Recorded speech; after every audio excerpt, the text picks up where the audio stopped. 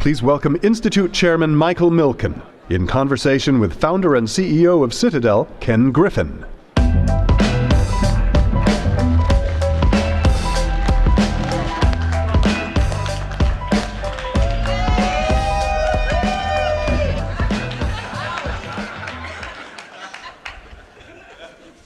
So, Ken, it looks like you brought your fan club here today, huh? Always prepared, always prepared. Well, it's April 30th, 2019, and we're here at the Global Conference in Los Angeles, and our theme of this year's conference is Driving Shared Prosperity. Tomorrow, on May 1st, we'll have sessions on the future of the free enterprise system and the status of the American dream. But maybe let's start here, because I know it's something you're passionate about. Why do younger generations seem to be losing faith in the free enterprise system? Ken, what does this mean for the future, and what should we do about it? Well, you and I grew up in a different era where the Cold War was raging on. And there was a great debate in America about the strengths and weaknesses of socialism as compared to the economic freedom that we enjoy in our country. And we saw that question answered. We saw the fall of the USSR, the fall of Eastern Europe, and we realized that that form of economic system left people in poverty, in a world of little choice, in a world of scarce opportunity, and it was incredibly clear that our free market system created far better standards of living.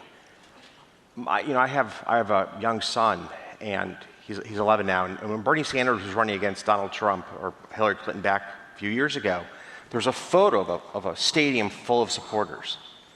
And all I said to him is, I said, this is an entire stadium of people who don't know history. And we're seeing that play out in the debate today. If you look across the world, if you look to Cambodia, you look to Cuba, if you look to Venezuela, very timely, the track record of socialism, which is not just an economic system, but ultimately a political system, is one of complete failure. You know, in Venezuela over the last year, I believe the average person has lost roughly 24 pounds. They're dying of starvation. They're dying from not having enough food to put on the table. And if you go back to the 1950s, to put it in context, Venezuela was about as rich as America per capita. Coin toss. Venezuela was rated AAA in the 1970s. And for every dollar that was loaned to Venezuela, $1.50 came out, even though you had 20 to 30% unemployment at that time. But I think, let's look what Margaret Thatcher had to say on the subject for a moment. Could we see that little short discussion with Margaret Thatcher? Capitalism has a moral basis. The reason being, unless you have economic freedom, you will have no other freedom at all. Yeah. So the whole of the capitalist society is a moral basis. The basis is that the individual is here to develop his or her talents. He cannot do that without both political freedom and economic freedom. The only kind of society under which you can do that is a capitalist society. To be free, you have to be capitalist. Every free society in the world is a capitalist society. So if you look at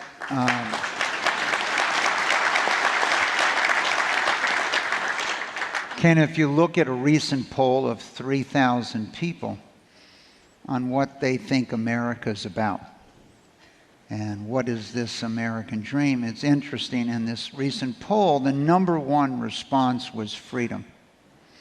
It wasn't personal wealth, it was freedom. The number two response was be able to raise a family in freedom. And those are both over 80%. Only 16% of the people saw this as personal wealth. So we're here in the United States today, and how do you view the current business climate and the economy? The current business climate across the country is strong. What we're seeing, though, is a divergence between the blue and red states that I don't think was anticipated over the course of the last tax reform. We're seeing the blue states continue to embrace ever-increasing amounts of regulation, ever more challenging tax policies, and a set of programs and decisions that are just financially unsustainable. And so I live in Chicago, which is one of the great cities in the world, and yet we've seen more college-educated people leave Cook County, which is where Chicago is, than any other county in the United States. And they're fleeing from corruption, a state that can't put its fiscal house in order, and with those two dynamics comes crime and comes a scarcity of opportunity. So for the country as a whole, we are in the longest recovery post-World War II.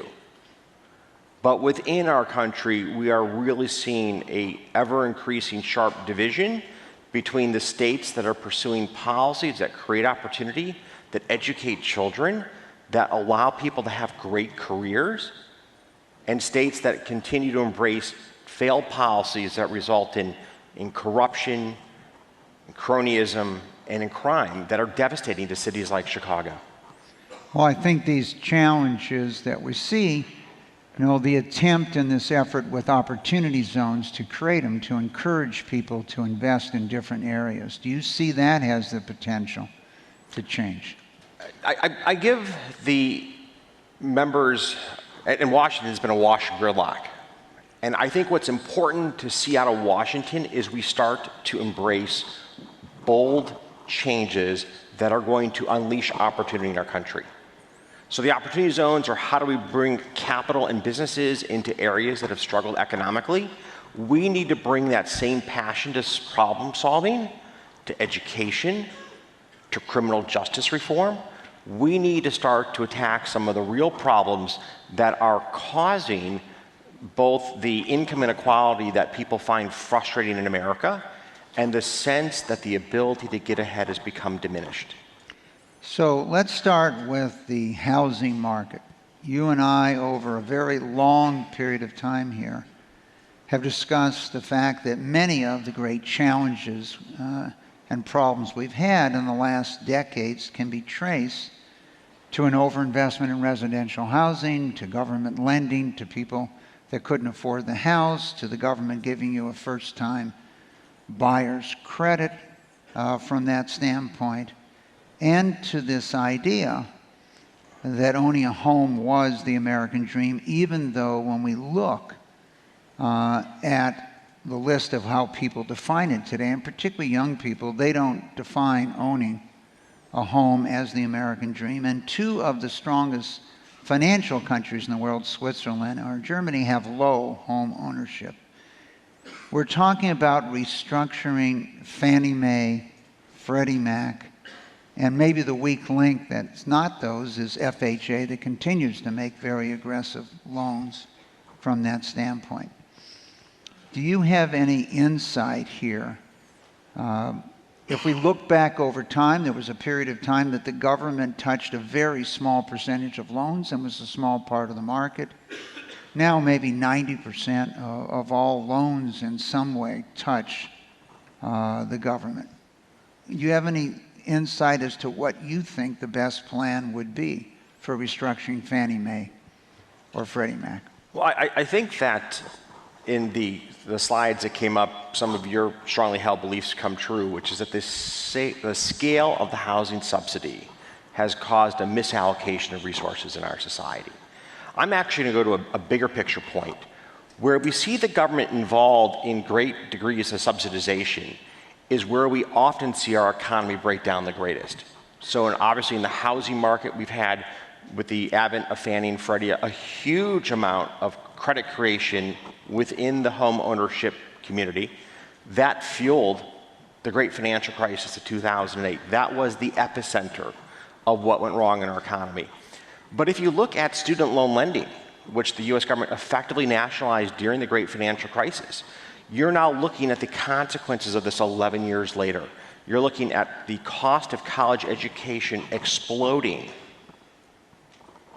exploding since the government has become involved. And you're looking at a generation of students who are now graduates who are completely disillusioned with their economic prospects given the huge amount of debt they've been saddled with courtesy of the US government, combined with the extraordinary high cost of education that they paid courtesy of the US government. So I think it's interesting that if you look at both the housing market and the student loan market, there's this very common thread that when the US government gets into the business of subsidies, we create economic distortions that can have very profound and negative impacts. So Ken, you've just cited, don't hesitate to clap, it's okay.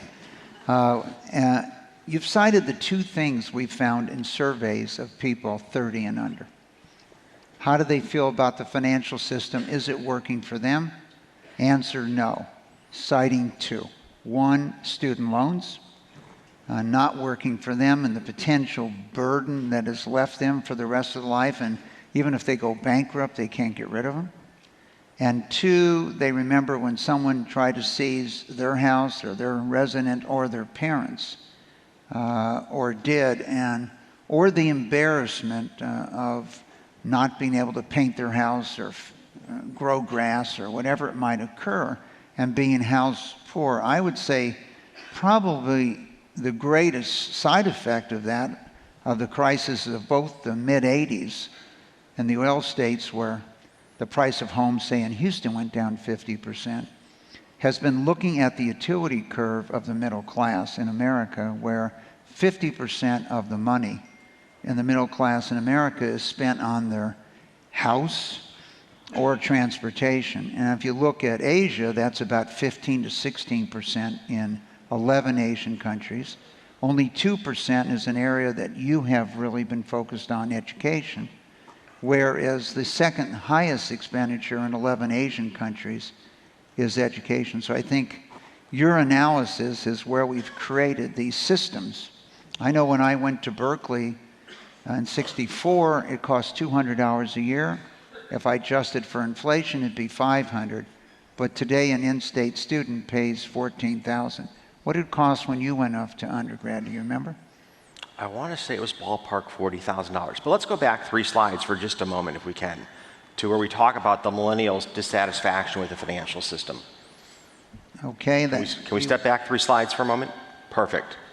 So let's take a step back for just a moment and talk about the millennials' embrace of the concept of socialism. These are 2 of the areas where the government has been most involved in our day-to-day life. Student loans over the last 10 years, and then of course the housing market through Fannie and Freddie over the course of the last several decades. And of course the banking system is backstopped effectively by the full faith and credit of the US government. Imagine that we take our experiences where the government has been so active, here in student loan financing, here in mortgage financing, here in the banking system, and extrapolate that across the rest of the economy. In fact, we tried just that with Obamacare. Remember Obamacare? You promised you'd keep your doctor, your cost of health care would go down, your ability to deal with the complexity of health care would be reduced. That's the last other big experiment with bigger government, and that has clearly failed millions of Americans as we've lost our doctors, we've lost ready access to health care. I think it's very important to understand that the free market is of course not perfect, but it is extremely good at delivering solutions and products that make people's lives better. Now, Ken, you sound a little bit like Winston Churchill there. You know, Winston's famous quote was, "Capitalism creates enormous opportunities and creates disparity in income," I'm paraphrasing, "whereas socialism spreads equal misery to everyone."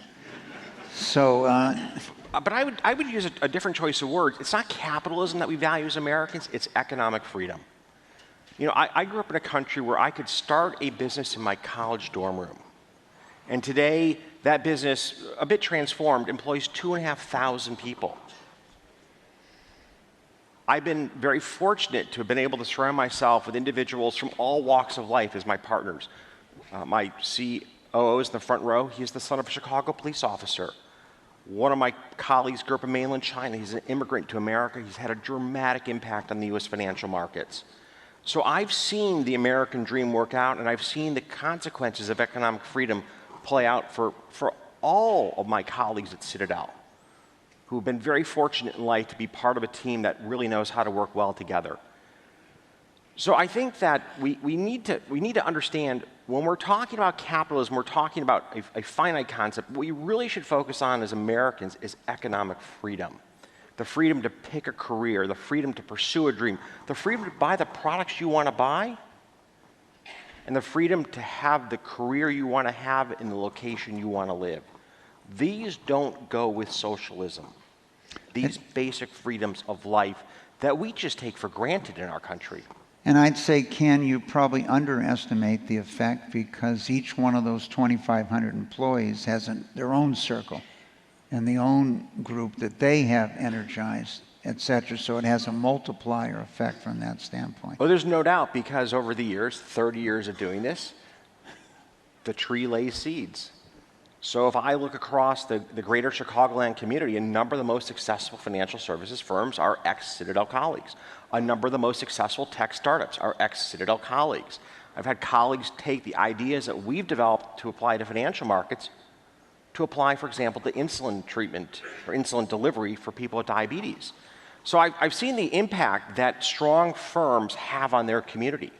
And within Chicago, my colleagues, I, and people that used to work at Citadel, we now probably account for 2% of the tax base of our state. That means real money that goes towards the social programs that do impact people's lives in a meaningful way. The K through 12 education, albeit broken in Illinois, we help to fund and make that possible. Not the decay, but attempting to lift it up. You have no idea how important that is to my partners and myself. I think if we want to move to next, Larry, the market since you got in it has changed dramatically. When I look at the type of inventories we carried even 40 years ago, they're substantially larger than inventories carried in the street today. Liquidity, quality, resilience of liquidity. How do you see financial markets today with many of the restrictions causing the intermediaries not to carry inventory? And I'm sure you've built parts of your business to adjust to that. How do you see liquidity today? One of the great success stories within Citadel is Citadel Securities, which is the largest market maker in the U.S. equities market, in fact, most equity markets around the world, and the U.S. options markets. We carry an inventory on any given night of roughly $30 to $50 billion of assets.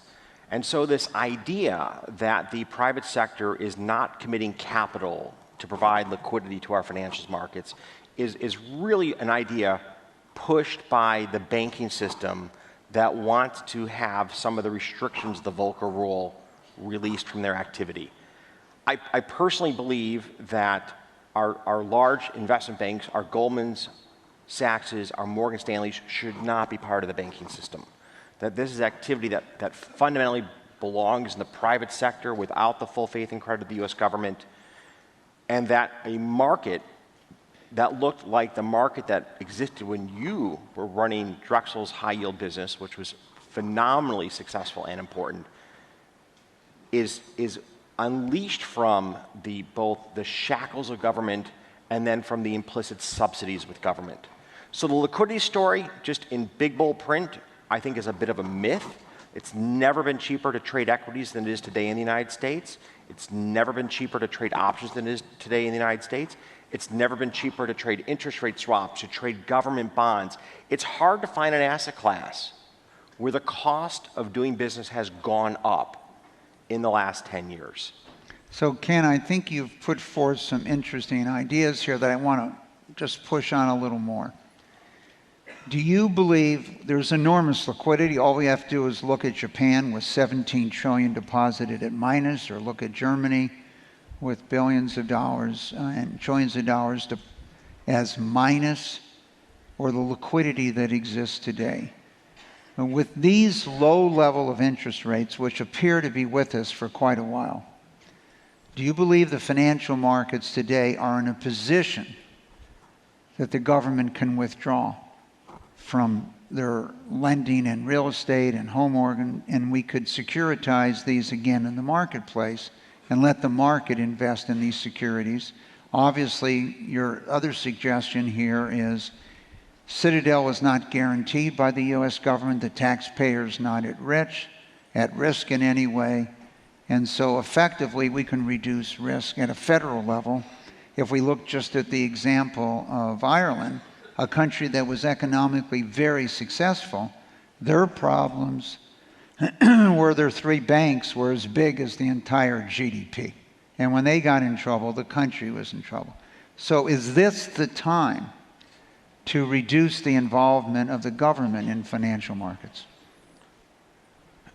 There's two concepts I think we're intertwining here, and one of these concepts actually goes back to the game-changing work that you did at Drexel, which was to expand the U.S. capital markets to be a source of capital to corporate America in the loan and bond markets.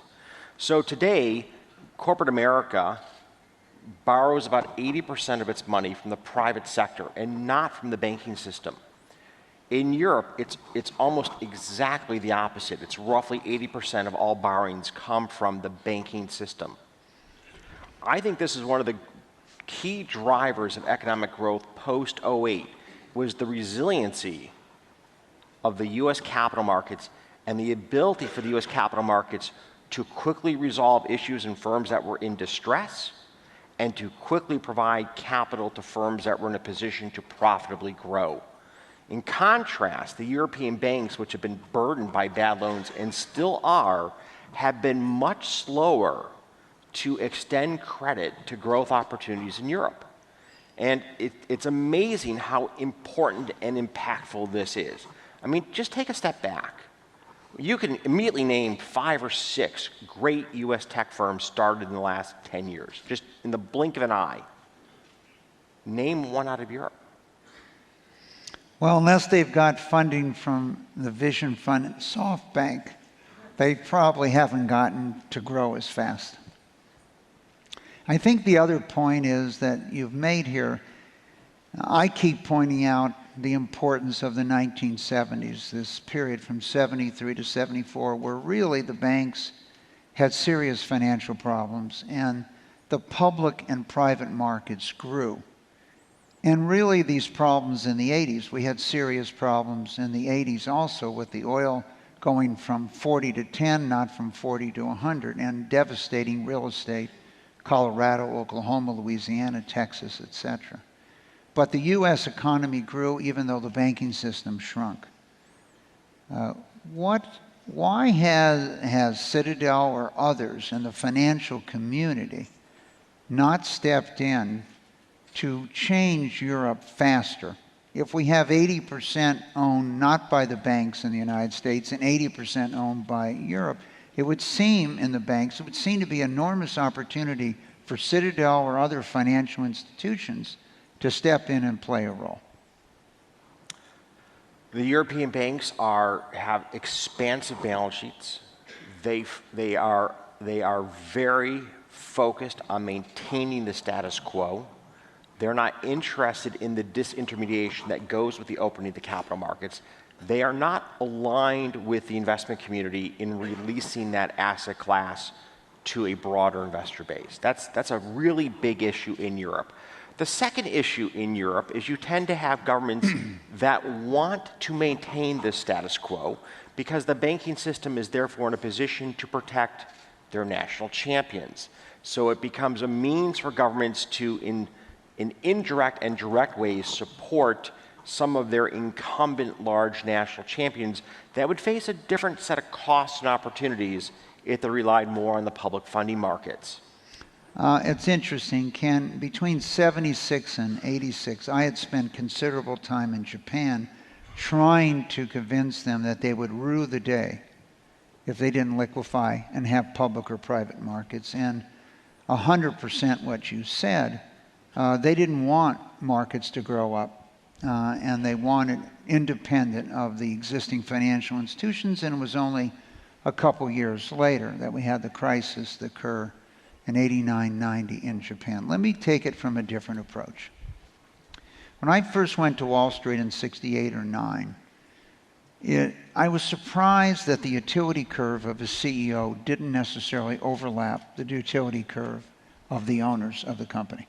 Quite often you got paid more the bigger you got, not how whether you made money or not. But we've had a dramatic change here over the decades. And today there's more private firms controlled by just large private equity than public. The Wilshire 5000 has gone from 7,500 to 35 or 3,600 today. As you look at the IPO market today and what's occurring in the market, do you see a dramatic change from when you went into the business of a desire to be a public company versus a private company? How does it affect your investing, market making, etc.? So there is no doubt that the increased amount of capital available to growth firms has dramatically reduced the incentives to go public.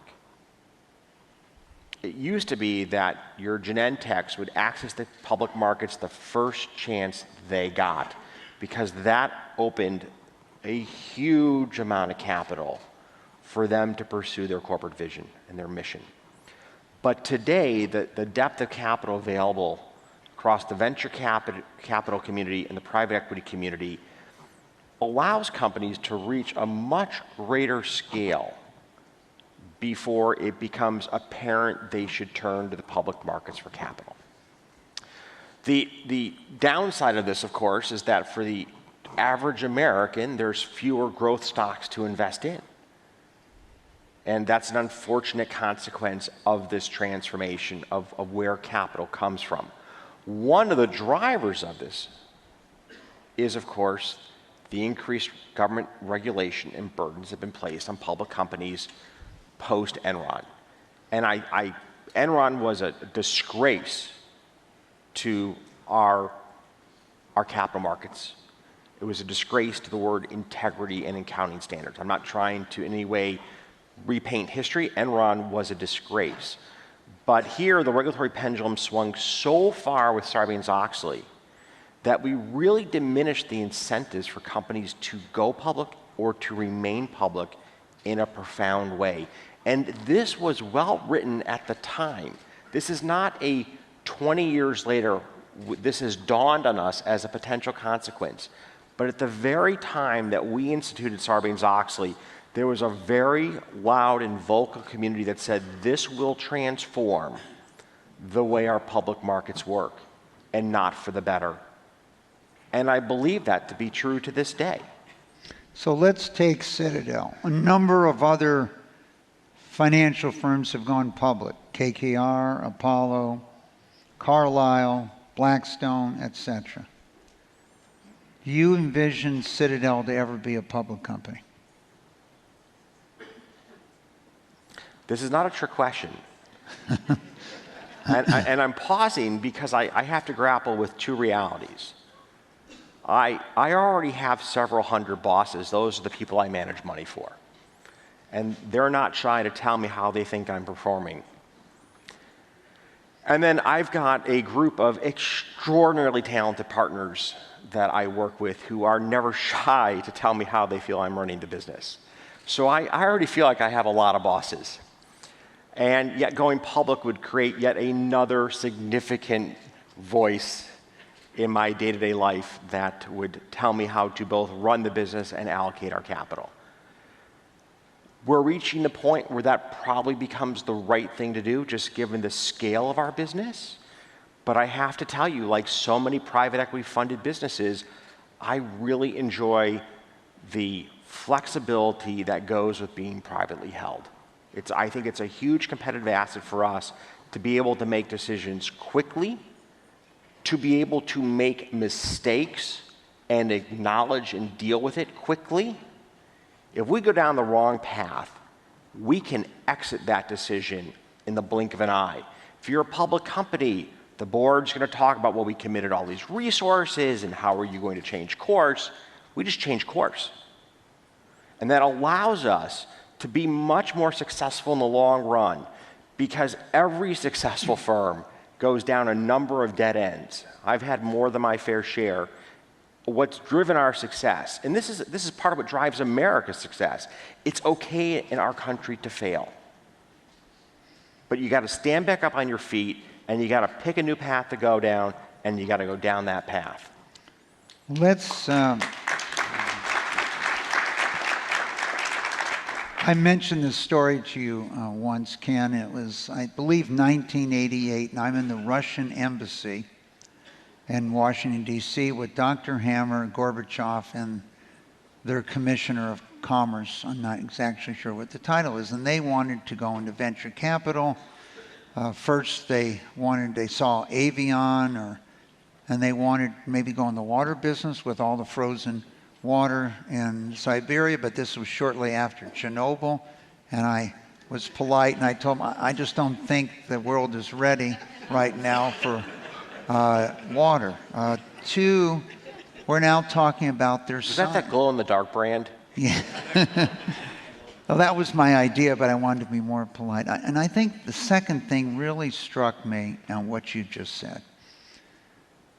So they were experts in physics and science and chemistry and biology and all these fields. And so then they want to go into venture capital.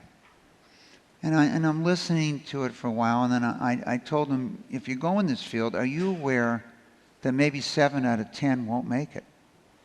And I would say there was not a millisecond delay.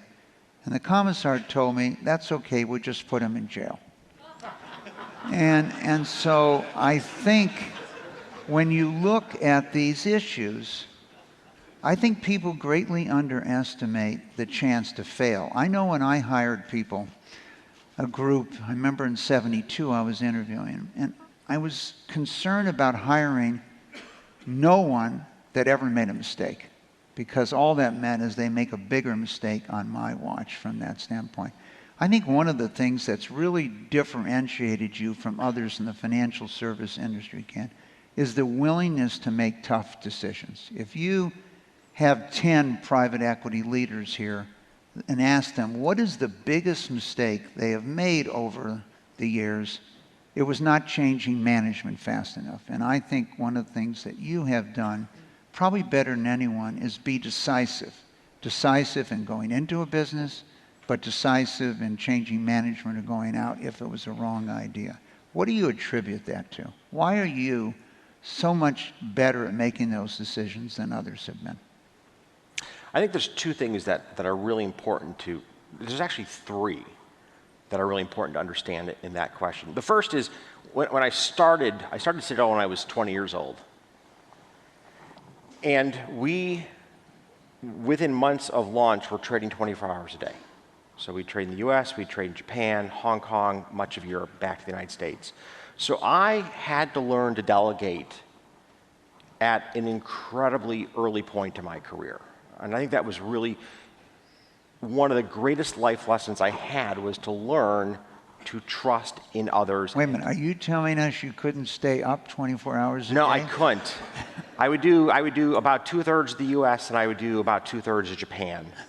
And that left the opening of the US for somebody else. You and I are like, you're the morning guy, I'm the night owl. But I couldn't. I had to have colleagues that I could trust to make really good decisions. But of course, in that world, you also see people who make poor decisions. And when you're a startup and every decision matters, somebody who consistently makes poor decisions puts everyone's jobs at risk. And I have great colleagues from out of college to lateral hires up and down the team. If I've got the wrong manager, they're putting everyone's job at risk. And I'm going to put the interests of the greater good in front of trying to save a manager who just can't make good judgment calls. And that has served us well over the years. We get a bit of grief about this in the press. They love to write about the fact that we're willing to make changes. And all I will say is the average hedge fund lives about 3 years. And we're on our 30th anniversary in just several months. So it's worked for us. The other dimension that goes with this is if you have a team that's willing to embrace change, you're willing to go outside the box and thinking about the kinds of people you're bringing to your organization.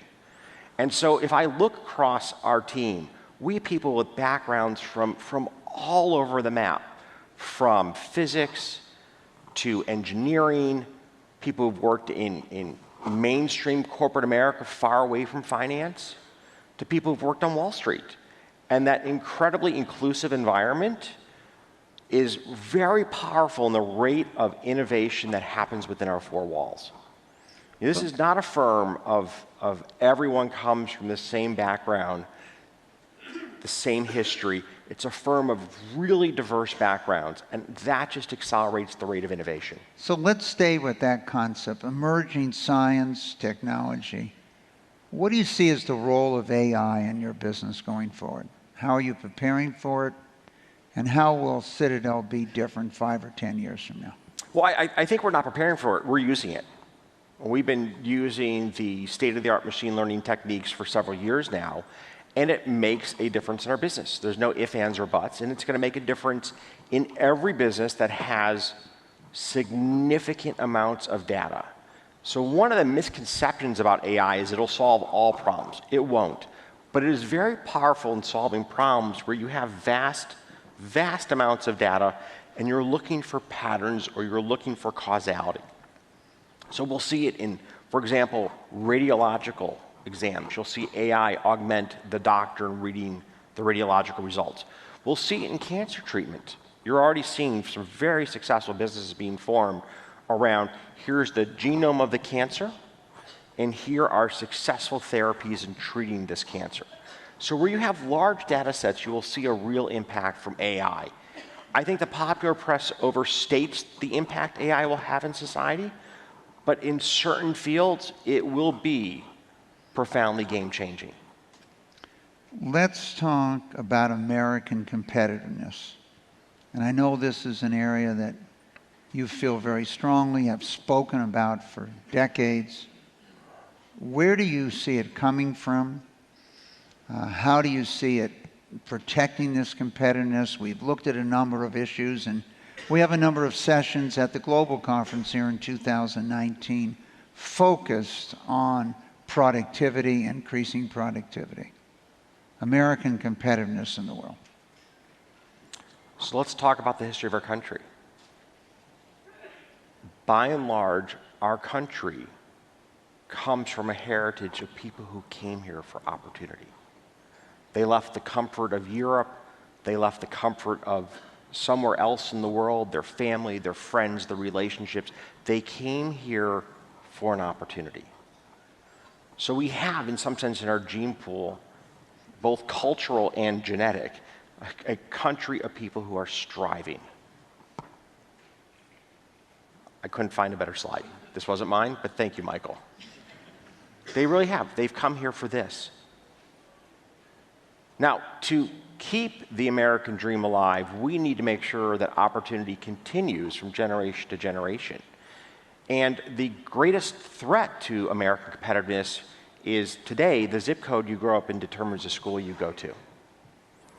And in so many zip codes where our schools are clearly failing our students, and the body politic is unwilling to change management of those schools, leadership of those school systems, we're letting our youth down in a way that is just existentially inexcusable. And I know you've attempted to do a number of things, and I know in an area that we've been active in, many years ago you were focused on early child care education, where you have the highest return on your money, and the challenges that we've had. And many of those challenges can be related to the emancipation of women, where for decades they really educated America. And America was the first country really in the world, beginning in 1870, to decide we're going to educate all citizens.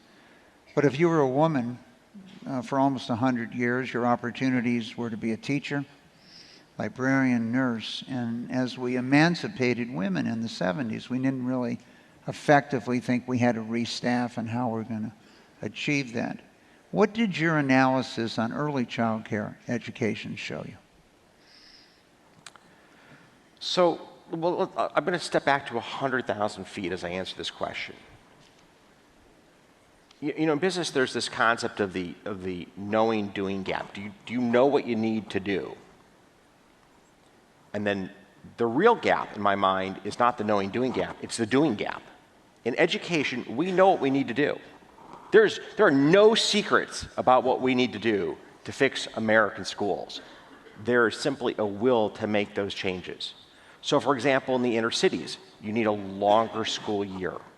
What we found with our child education work is that students during the summertime, coming from families that do not have a richness, you ready for this? Books on shelf at home. One of your most important correlated variables to childhood learning.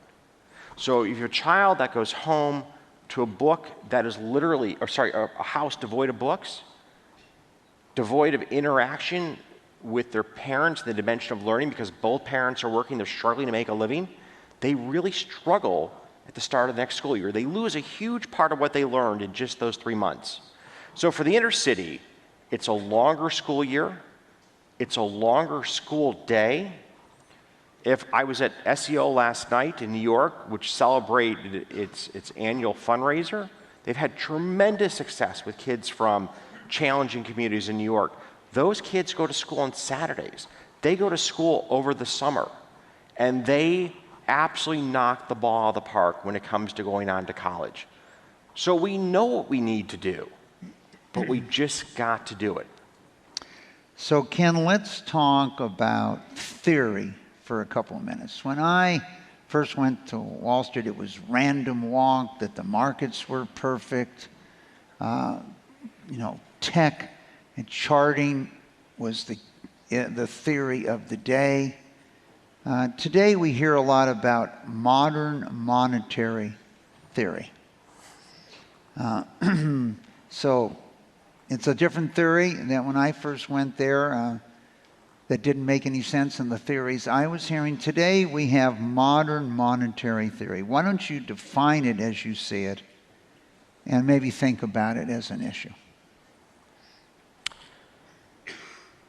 Well, the modern MMT came to the forefront of dialogue in the same way that the New Green Deal did, so courtesy of AOC.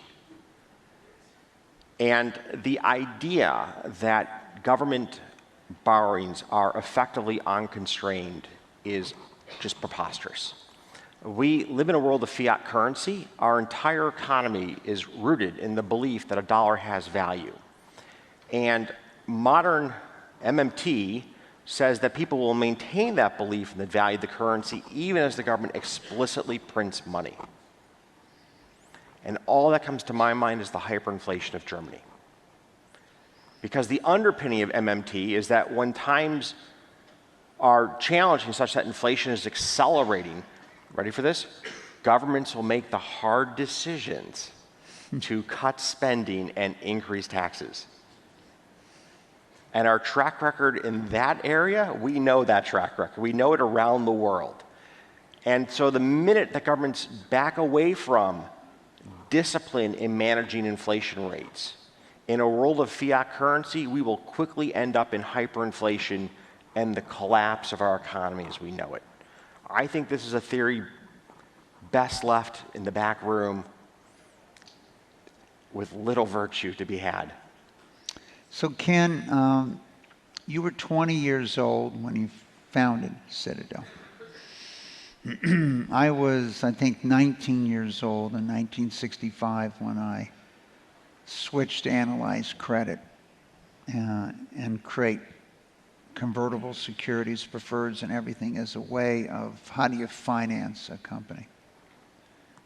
There are other Ken Griffins out there. They might be anywhere in the world today.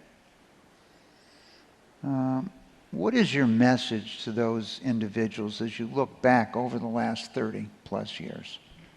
What are the things you learned that you would tell them along that road? So I think it's important to recognize that each of us in our own way are unquestionably an inspiration and resource for the generation to come. Like, if there was the Michael Milken fan club, back when I was in college, I was member #1. And you may or may not know this, you put out a poster of all the financial instruments that Drexel was involved with or created. That hangs in my conference room. And I just admire the innovation that your team and you brought to the table at Drexel throughout your career there. It changed the entire fabric of the US financial markets in a profoundly powerful way for entrepreneurs. It's amazing what you did. And yet, I can't emphasize enough how much your colleagues would invest time with me. Like, for example, the person who was one of your top convertible sales or traders was JT, and JT would spend time with me on the phone walking through how a bond was priced, how to think about analyzing its value. So one of the great things about our country is the willingness of each generation to both be an inspiration and a resource to the next. That really is a unique part of the American story. You know, just this last week, I was with a young man from Colorado who grew up in a very rural area, middle-class family. He's waitlisted at one of the best universities in the United States. His mother was friends with one of my former coworkers, and I'm coaching him for his college interview. All right, that's an American story. And I really do hope that those of us, and I know you do this every day in what you do, those of us who've been so fortunate to be the beneficiaries of so much that our country has to offer, that we just continue to give back to the next generation that follows us. So Ken, you have made one of the 2 or 3 largest contributions to higher ed, to supporting scholarships, to supporting universities, etc. What do you see as the reason for that decision you've made that we could share with others who have the capability? And how do you think it will change either those universities or the life of the people that go to those universities? So the Office of Financial Aid at Harvard is the Griffin Office of Financial Aid, and I have several hundred students at Harvard who have scholarships that I've underwritten in the context of a almost $700 million capital campaign that we did in the area at Harvard for financial aid. So Harvard did a $6 billion capital campaign. We raised $700 million to help young adults from all over the world attend what I believe is one of the greatest universities in the world. And why? Because just a few weeks ago, I was back in Boston, and I was with one of the students who has recently left Harvard. He's back in Africa where he grew up, working on privatizing hospitals, rolling them up, and providing better health care at a lower price to people across the continent. And he's in his 20s. So I hope that the work that I do at Harvard brings the future leaders of the world from around the world to this great university. And in that environment and in that ethos, we create young men and young women like this man who's gone off in his 20s to change healthcare across the continent. To me, that is the most rewarding way that I can use the capital that I've been fortunate enough to accumulate, is to help that next generation stand tall on its feet and change the world just as you and I hope to do in our careers.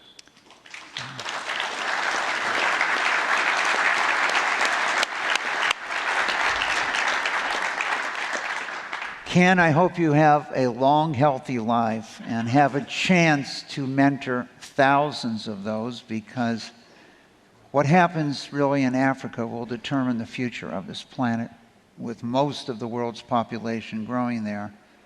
And we're going to have, when we go, keep an eye on your young student in Africa. So I want to thank you for being you and your contributions. It was a pleasure to visit with you today.